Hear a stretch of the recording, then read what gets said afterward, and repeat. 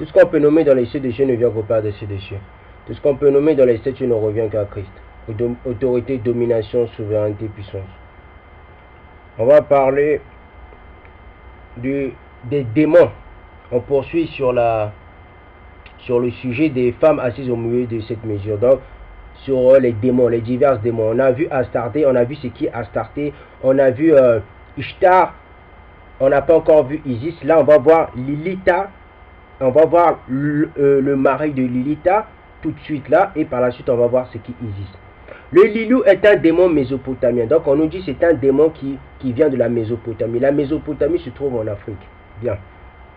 Présenté parfois avec une paire d'ailes. Son pendant féminin est Lilith. Donc, on nous dit son pendant, donc on nous dit le côté féminin de Lilou, Lili, ou bien Lilu est Lilitu, hein, ou bien Lilitha.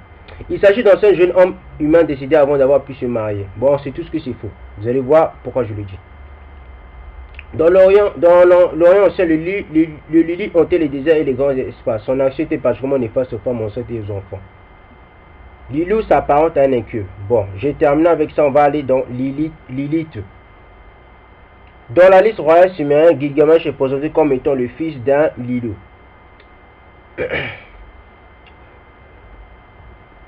Lilitu, ou bien Lilitu, est une démon mésopotamienne. Hein? Pendant féminin de Lili, engendré comme lui par le dieu du vent, El-Nil. Donc on dit que la Lilitha est venue de El-Nil. Vous comprenez, c'est El-Nil qui l'a engendré. Bon, on sait tous que engendré dans il passe, ça n'a rien à voir avec le Christ en tant qu'engendré. Parce que Dieu n'est pas une créature. Dieu c'est pas un être humain. Son nom est le même que celui de Lilith dans la Bible. Donc on nous fait comprendre Lilithu et le côté mâle qui s'appelle Lili, ou bien Lilou, ce sont des Lilith dont on parle dans la Bible. Avec qui elle partage le point commun. Ce démon est considéré comme issu du spectre d'une femme morte en couche. Donc on nous fait comprendre Lilithu son lien avec des gens qui sont morts. Donc, quand j'ai parlé dans Ésaïe 19, le culte des morts, c'est la divinisation. Le culte des morts, c'est invoquer les démons. On a déjà vu cela. Vous avez bien compris. Ce démon est considéré comme issu du spectre d'une femme morte. Donc, vous comprenez. Donc, le culte des morts, c'est pour invoquer des démons. Il n'y a pas d'autre chose. Celui qui prie pour ses ancêtres, il invoque des démons. Même Lilith, on peut l'invoquer, on peut faire le culte des morts, on peut l'invoquer selon le culte des morts. C'est la même chose que Mami Wata. Mami Wata et Lilith, c'est à peu près la même chose. Vous allez comprendre cela. Elle a un aspect séducteur comme un succube. Bien qu'elle possède le corps du loup à queue de scorpion, c'est un démon stérile possédant sa victime masculine dont elle fait son conjoint, l'empêchant de faire sa vie avec une montée et dévore les enfants. Vous comprenez? Donc, si la plupart des femmes sont stériles, même quand Dieu disait oui, je vais te rendre stérile, ça veut dire Dieu l'Éternel disait, je vais t'abandonner, Lilith va venir exercer ce qu'elle veut sur toi. Donc Dieu n'a pas de lien avec notre malédiction. Nous l'avons abandonné, donc c'est nous de repartir vers l'Éternel, le Dieu. Chaque nation, chaque peuple a son Dieu. Il faut pas mentir aux gens, il faut qu'on dise la vérité. Ça fait depuis 2000 ans que le peuple noir souffre. Il faut que nous sommes dans un temps, il faut dire la vérité. Ce n'est pas, vous n'allez pas dire oui, les imbéciles aiment toujours insulter les gens, ou bien les imbéciles aiment toujours rabaisser les gens. Ça n'a rien à voir avec les imbéciles. J'en ai marre. Si ton père est riche, si ta mère elle est riche, ou bien si tu ne vois pas que le peuple noir souffre, si tu crois, c'est en nous berçant de mensonges où on dit ah non ça fait rien, il faut dire la vérité. D'accord, moi je dis la vérité. Je ne suis pas parfait. Non. J'ai mes défauts aussi. Mais mes défauts là je les assume et mes défauts je fais en sorte de les enlever. Parce que les défauts ne sont pas bien pour un être humain. Lilith est un démon féminin de la tradition juive. Elle est l'origine du démon mésopotamien. Dans les légendes juives qui se répondent au Moyen-Orient, Lilith est présentée comme la première femme d'Adam. Lilith, c'est pas que la tradition juive, c'est faux. Lilith est même dans la Bible. Vous comprenez? Lilith est même dans la Bible. On parle de Lilith dans la Bible. Donc tout ce qui dit que Lilith, c'est que la tradition juive, c'est faux. Même on parle de Lilith dans la Bible. Elle constitue une figure récurrente dans les rituels magico-religieux car elle représente un danger pour les femmes enceintes, pour les enfants que l'on protège grâce à des allumettes. Donc on nous fait comprendre Lilith n'aime pas n'aime pas les femmes qui ont des enfants. Lilith n'aime pas les femmes qui se marient. Lilith n'aime pas les couples. C'est pour ça la plupart des couples du peuple noir, même que ce soit même que la plupart même des couples de toute l'humanité, la majorité divorce parce que derrière le divorce se cache Lilith. Si vous ne savez pas ça. Quelqu'un qui divorce, quelqu'un qui n'aime pas une femme, on ne se met pas avec une femme qu'on n'aime pas déjà. Maintenant, celui qui se met avec une femme qu'il aime, il divorce, dis-toi parce que c'est Lilith. D'accord? Avant de se marier avec une femme, il faut d'abord la connaître. Hein? On ne vient pas comme ça, oui, c'est non, on ne vient pas comme cela. Bien, il faut connaître la personne. Bien, on va maintenant prendre étymologie et origine. Une étymologie populaire relie le nom de Lilith à la racine hébraïque Laïla, nuit. Cette mauvaise étymologie en fait un démon de la nuit. C'est faux. Lilith, c'est une démon de la nuit, c'est un spectre de la nuit. Lilith en fait la forme hébraïque de l'acadien Lilitu, féminin de Lilou. Hein? Idée du sommeillant Lil qui signifie vent. Donc on voit Lilith, c'est une démon des vents. Donc c'est une sirène de vent, des airs. C'est à l'origine démon mésopotamien lié au vent et à la tempête. Vous comprenez maintenant? Lilith est liée à la tempête et au vent. Donc, Lilith représente Ishtar Astarté.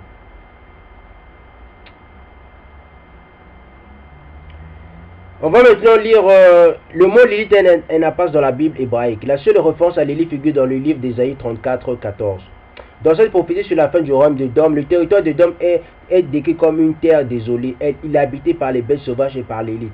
La signification de l'élite dans ce passage n'est pas claire. Les premières traductions grecques de la Bible l'ont rendu de différentes manières. La Septante le rend par ono, sont-ils créatures mi-homme, mi-âne. Ça existe en Afrique. En Afrique, on parle beaucoup d'une créature mi-homme, mi-âne, ou bien mi-homme, mi-cheval. Donc ne vous étonnez même pas si Lilith existe réellement. Allez-y voir les Africains, demandez-leur est-ce que vous entendez pas des personnes qui parlent des centaures, des personnes qui sont devant, non, derrière c'est en forme de cheval et devant c'est en forme d'homme. Ça existe en Afrique. Donc ne vous étonnez pas si Lilith existe réellement. Mais ça ce n'est pas Lilith parce que Lilith elle représente une démon qui a des ailes, dont Zacharie 5 explique. Je poursuis encore. On nous dit aussi, dans des traditions plus anciennes, le mot hébreu ou grec est rendu par les termes se référant à des créatures mythologiques, démoniaques ou monstrueuses, effrayantes, ou encore à des animaux nocturnes, à cause de la mauvaise étymologie qui fait dériver l'élite de la racine hébraïque signifiant nuit. Lamia, sirène, monstre de la nuit. Donc on nous fait comprendre Lilith, c'est une sirène de la nuit. Créature de la nuit, spectre de la nuit, chat, huon, hibou, chouette, etc. On peut aussi trouver. Donc, on nous fait comprendre, Lilith représente la nuit, le chat, huon, le hibou, le chouette. Donc, on nous représente. C'est pour ça, Dieu, dans le livre de Lévitique, Dieu nous disait de ne pas manger les chouettes, de ne pas manger les hiboux, de ne pas manger les chats, huons, de ne même pas manger même les poissons, chats, de ne pas manger les crevettes parce que dans ces animaux, de ne même pas manger les chiens, de ne pas manger ainsi de suite le porc, tout ça parce que dans ces animaux se cachent des démons. Je l'avais déjà expliqué dans plusieurs vidéos. Mais vous êtes maître de votre choix, vous faites ce qui bon vous semble. Bien.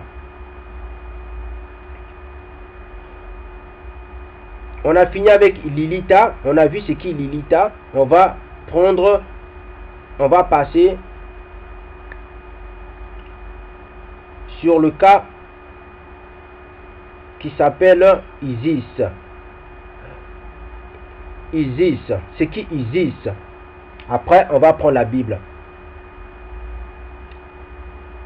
Isis est une reine mythique et une déesse funéraire de l'Égypte antique. Le plus souvent, elle est représentée comme une femme coiffée d'un trône ou à la ressemblance d'Hathor, d'une perruque surmontée par un disque solaire inséré entre deux cornes de vache. Vous allez voir que Lilith, c'est Astarté. Astarté, on la représente en tant que déesse de la fécondité et de la fertilité. On nous dit aussi que Lilith, L'artus Isis est l'une des divinités de l'Énéade d'Héliopolis. Elle est la sœur de l'épouse du roi Osiris, un être généreux qui passe son rôle sur le règne de l'harmonie cosmique. Ce temps héros prend subitement fin avec l'assassinat d'Osiris lors d'un complot organisé par son frère Seth, un dieu violent et jaloux. Isis retrouve le corps d'Isis et le cache dans les marécages de Chemnis. Lors d'une partie de chasse, Seth trouve le cadavre et fou de colère le dépaisse en plusieurs lambeaux. Durant une longue quête, Isis, secondée par Nephthys, Thoth et Anubis, retrouve les membres du joint et reconstitue le corps d'Osiris en le momifiant. Après avoir revivifié Osiris, Isis fait de lui le souverain éternel de la Doua, un monde paradisiaque peuplé d'esprits immortels. Pour assurer sa protection, elle le place sous la garde attentive du dieu canin Anubis, son fils adoptif. Isis, sous la forme d'un oiseau rapace, s'unit à la momie de son époux et conçoit le chétif Horus. Donc on nous fait comprendre, il est dit Isis sous la forme d'un oiseau rapace. Donc Isis est sous la forme d'un oiseau rapace. On va prendre Zacharie 5, d'accord? On va prendre Zacharie 5. Vous allez voir si je suis un menteur, ou bien si je suis là pour insulter les gens, ou bien je suis là pour être arrogant, ou bien je me crois supérieur aux gens. C'est ce que nous allons vérifier dans Zacharie 5 à partir de 5 qui dit: l'ange qui me parlait cette avancée m'a dit: lève les yeux, regarde ce qui sort là. J'ai répondu: qu'est-ce que c'est? Il m'a répondu: c'est la mesure à grains qui sort. Il a ajouté: c'est l'objet de leur regard dans tout le pays. Un disque complet a été soulevé et il y avait une femme assise au milieu de cette mesure.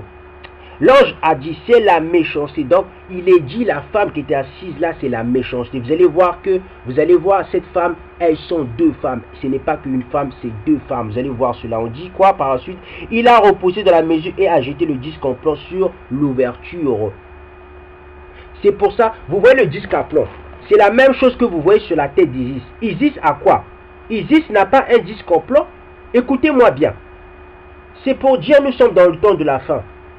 Zacharie 5 parle d'une femme qui a un disque de plomb. Mais regardez, Isis, quand vous allez sur Wikipédia, vous allez même sur Google, vous faites des recherches, quand vous voyez Isis n'a pas un disque de plomb. Hein? Toute gloire ne revient qu'au Père des cieux. Tout ce que je chante de Dieu, tout ce que je parle quand je parle de Astarté, Isis, tout cela c'est véridique parce que c'est vérifiable même selon la Bible, même selon l'histoire. Vous voyez, Isis n'a pas sur la tête d'Isis, il n'y a pas un disque de plomb. Donc, Zacharie 5 avait vu Isis. Quand Zacharie dit, je repars en quand Zacharie dit, l'ange a dit c'est la méchanceté, il a repoussé dans la mesure et a jeté le disque en plomb sous l'ouverture. Donc nous voyons le disque en plomb même sur Isis. Isis a un disque en plomb. Je poursuis. J'ai levé les yeux et vu deux femmes apparaître. Le vent soufflait dans leurs ailes. Donc on nous fait comprendre, Zacharie, dans la vision, avait vu, premièrement, il avait vu une femme, donc il avait vu Isis. Et deuxièmement, il avait vu Ishtar, parce que Ishtar, Ishtar aussi a des ailes. Isis aussi a des ailes. Ishtar aussi a des ailes. Donc Zacharie avait vu Astarté, non, Isis et Ishtar. Vous comprenez? On nous dit quoi? J'ai levé les yeux et vu deux femmes apparaître, le vent soufflait dans leurs ailes. Elles avaient des ailes comme celles de la cigogne. Donc on nous fait comprendre, elles ont des ailes. Isis aussi a des ailes. Ishtar aussi a des ailes. Et Ishtar, c'est la déesse de Ninive, c'est la déesse des Couchites, des Nimrod. Je poursuis. Donc tout ce que je dis, même selon la Bible, selon scientifiquement parlant, selon historiquement parlant, c'est vrai. D'accord? Je poursuis. Elle avait des ailes comme celles de la cigogne et elles ont soulevé la mesure entre la terre et le ciel. Je dis à l'ange: mais par où emportait la mesure à grains? Elles vont lui construire une maison dans le pays de Shinar. Vous comprenez? Donc on dit ces deux divinités, ces deux démons vont construire la maison, donc vont construire un temple ou bien peu importe, ils vont construire toutefois un temple ou une maison de prière à Shinéar. Après, j'ai fini. Zacharie 5 dit, quand elle sera prête, elle sera déposée là sur sa base. Donc on nous fait comprendre deux esprits méchants, deux démons. Une qui avait un disque en plomb qui représente Isis, parce que Isis même a aussi un disque en plomb. Donc Zacharie 5 avait vu, la démon avait vu Isis. Et Zacharie aussi avait vu Ishtar. Pourquoi? Parce que Ishtar représente la déesse de Shinéar. Donc tout ce que je dis c'est vrai. Vous les panafricanistes maintenant, venez me dire, je vous ai mis tout à nu maintenant. Vous comprenez que je ne suis pas un arrogant parce que la vérité choque. La vérité, celui qui dit la vérité souvent, a une manière de dire la vérité, on le prend pour un arrogant. Celui qui dit souvent la vérité, on le prend pour quelqu'un qui insulte les gens. Ce n'est pas un insulte, c'est j'aime pas les bêtises. C'est pour cela. Vous comprenez? Donc, quand on dit Isis sous la forme d'un oiseau rapace, c'est ce que Zacharie 5 aussi dit. S'unit à la momie de son époux et console le chétif Horus. Élevé dans les marais de Chimni et fortifié par le lait maternel d'Isis. Horus parvient non sans peine à l'âge adulte. Donc, on nous fait comprendre. On nous fait comprendre Isis a accouché avec la momie de Horus. Bon, dites-moi, soyons sérieux. Comment un être humain, comment quelqu'un, que tu sois un esprit, comment tu vas coucher avec quelque chose qui est déjà mort, avec une momie? Dites-moi, elle est où l'intelligence? Donc c'est vous faire comprendre. Ceux qui ont écrit l'histoire de Isis, en ce temps-là, avaient des problèmes d'écriture, de compréhension. Ils ne pouvaient pas trop mentir, vous comprenez? Ils n'étaient pas trop rusés. Parce que celui qui est vraiment rusé ne peut pas écrire celui qui s'unit à la momie. Comment Isis va s'unir à une momie? Comment Isis va s'unir à quelqu'un qui est déjà mort? Hein? Celui qui est déjà mort ne peut plus exercer tout mouvement. Vous comprenez? Donc il y a déjà un gros problème. Il y a déjà une dérive là. Je poursuis encore. Je poursuis. On nous dit Horus réussit à se faire reconnaître comme le successeur légitime de son père devenant ainsi le modèle du pharaon idéal. Bon, là on va pas trop insister dessus. Bien. On va maintenant parler, on va rester toujours dans Isis. Qu'est-ce qu'on parle encore d'Isis? On dit, face à la montée du christianisme, le culte d'Isis périclite puis disparaît au tournant des 5e et 6e siècles de notre ère. Toutefois, le souvenir d'Isis ne disparaît pas car il est entretenu par la scolastique monacale et universitaire. La lecture des hiéroglyphes étant perdu son image est cependant biaisée car uniquement perçue à travers le filtre des autres grecs et latins de l'Antiquité tardive. Vers la fin du Moyen-Âge, Isis devient un objet de curiosité de la part des érudits laïcs.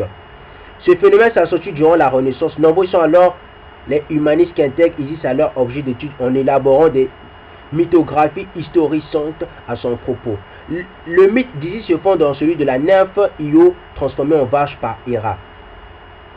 Est-ce que vous connaissez la magie d'Héra? Moi, j'ai le livre qui parle de la magie d'Héra. D'accord? J'ai un livre qui parle de la magie d'Héra. Je poursuis. Et dans la magie d'Héra, c'est textuellement la science égyptienne. Je poursuis. Et l'aspect d'Isis est confondu avec celui de l'Artémis Mutimamia d'Éphèse. Au cours du cycle des Lumières, certains philosophes francs-maçons épris d'égyptomanie portent leur attention sur les mystères d'Isis et tentent de les réinventer dans le cadre des rituels de leur loge initiatique. Ne vous détrompez pas quand vous entendez, oui, certains mystères, certains francs-maçons essaient de réinventer, donc essaient de mentir encore. Non. Isis, c'est une démon, vous comprenez? Donc, si les francs-maçons reprennent les pratiques d'Isis, c'est normal. Pourquoi? Parce que Isis, ses pratiques, c'est faire des sacrifices humains. Dans les pratiques d'Isis, il y a les sacrifices humains. Dans les pratiques d'Isis, il y a plein de choses bizarres. Donc, si les francs-maçons ont pris ces mêmes pratiques, ne soyez pas étonnés. Je poursuis. On nous dit quoi encore? On nous dit aussi les artistes et les poètes, quant à eux, on cesse se publier sur l'image de la déesse voilée et fait d'Isis la symbole des lois cachées de la nature. Donc, depuis le déchiffrement des hiéroglyphes et la mise en place de la science égyptologique au 19e siècle, les aspects purement égyptiens de la déesse ont été redécouverts et vulgarisés par les savants auprès du grand public. La personnalité d'Isis ne s'est toutefois pas entièrement débarrassée de son aura ésotérique longuement élaborée depuis le 14e siècle par les alchimistes et les mystagogues européens. Donc, les magiciens européens, ils aiment beaucoup Isis. Les francs-maçons européens, ils aiment beaucoup Isis. Si tu enlèves Isis dans la franc-maçonnerie, c'est foutu. Isis reste ainsi l'objet de réflexion théologique et hermétique au sein des cercles confidentiels. Depuis des années 1950 aux États-Unis surtout, Isis est particulièrement vénéré par les convents kémitistes. de la Wicca où un culte païen mondial lui est adressé en tant que grande déesse originelle, maternelle et lunaire. Donc on nous fait comprendre, Isis représente aussi la lune. Bon, on sait tous aussi, la femme dans la Bible aussi représente la lune. Hein? Sarah représentait la lune. Dans le testament d'Abraham aussi, on a vu Sarah représentait la lune et Abraham représentait le soleil. Bon, c'est juste une représentation symbolique du spirituel d'Adam et d'Abraham et de Sarah. Ce n'est pas nous ne devons pas adorer le soleil et la lune. Bien. Là, sur la lune, sur Isis en tant que lune, moi je vais pas trop insister dessus. Ça n'a pas trop d'éclaircissement à éveiller notre conscience, à faire éveiller notre conscience. On va pas éclaircir ce sujet afin d'éveiller notre conscience, puisque ça on a beaucoup dit déjà. Bien.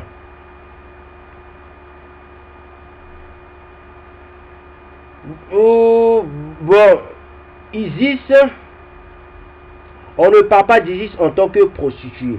Vous comprenez? Isis, de tous les divinités prônées par les panafricanistes, Isis, on ne revêt pas Isis en tant que prostituée. Bon, d'accord, là je ne vais pas mentir. Sinon, les autres divinités, hormis Isis, c'est tous des prostituées. Mami Wata, c'est une prostituée. Qui encore? C'est pour ça nos sœurs Bantou, dans leur vie, rien ne marche parce que elles ont oublié qu'elles sont. Qu'elles sont des femmes spirituelles. Même le peuple noir a oublié qui ils sont. Vous comprenez? Donc, hormis Isis, toutes les divinités dont j'ai cité sont tous des prostituées. Bien. On va peut-être parler de Isis dans une autre vidéo. On va rester dans... Je vais prendre encore Jérémie. On va rester dans Jérémie.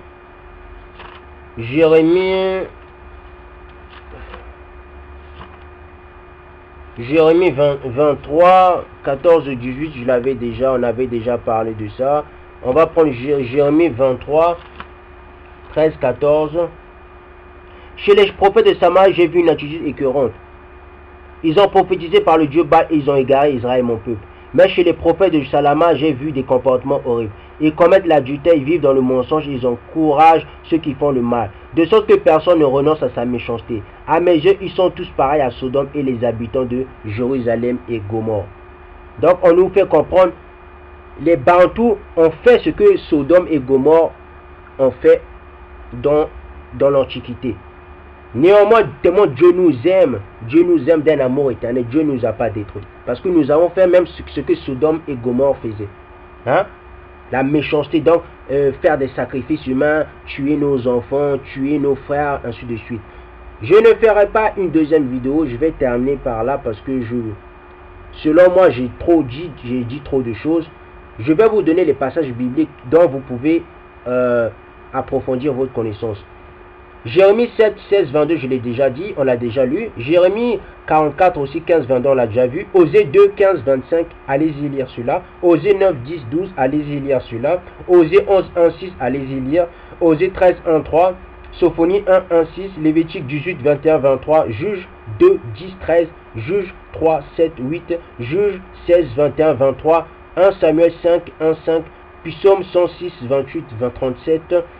2 Rois 23, 10, 13, 1 Roi 17, 16, 20, Juge 7, 3, 6, 1 Samuel 28, 3, 9, Jérémie 39, 2, 3, Daniel 5, 7, 12, Nahum 3, 4, 10, 2 Chroniques 3, 1, 7, 2 Rois 21, 3, 7, Zacharie, je l'ai déjà lu, 1 Samuel 11, 8, 11. Vous allez me dire, mais pourquoi vous me dites tout cela? Je vous dis, quand vous allez taper Google, vous allez taper les passages bibliques de Isis et de la Reine du Ciel, de Astarté, tout cela. Vous n'allez pas trouver tous ces passages. Moi, je suis le seul frère qui vous donne tous les passages bibliques. Donc, quand je parle de quelque chose, je vous donne tous les passages bibliques. Je comprends parce que mes autres frères, ils n'ont pas aussi le temps. Parce que c'est pas parce que tu fais des vidéos que tu peux avoir le temps. Même moi aussi, j'ai pas le temps, mais néanmoins, pour moi, mon activité à moi, quand je parle de quelque chose, il faut que je donne toutes les preuves que j'ai à ma main, que j'ai devant mes yeux. Donc, je ne critique pas mes frères, j'aime beaucoup mes frères. Toutes les vidéos qu'ils font, il y en a, on est en désaccord, il y en a, j'aime, parce que on n'est pas des ennemis, mais il faut dire la vérité de temps en temps. Moi aussi, j'ai fait des erreurs. Dans la plupart des vidéos, j'avais aussi fait des erreurs, je me suis trop précipité. Bien, voilà. Donc, et voilà. Maintenant, l'histoire de Dogon, on va